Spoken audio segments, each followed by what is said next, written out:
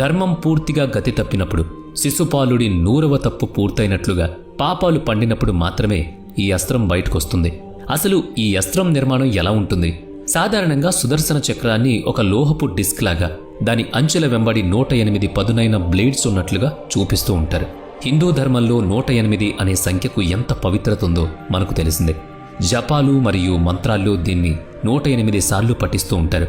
శాస్త్రీయంగా చూస్తే ఈ చక్రం గాలిలో తిరుగుతున్నప్పుడు దాని వేగం ఎంత ఎక్కువగా ఉంటుందంటే అది తన చుట్టూ ఉన్న గాలిలోని అణువులను కాల్చేసి ప్లాస్మా లాంటి విపరీతమైన వేడిని పుట్టిస్తుంది. పురాణాల్లో దీన్ని సూర్యుడి అంత ప్రకాశంతో మెరుపు వేగంతో ప్రయాణించే ఆయుధంగా వర్ణిస్తారు. దీని వేగానికి ఒక ఉదాహరణ సాల్వా రాక్షసుడి కథలో కనిపిస్తుంది.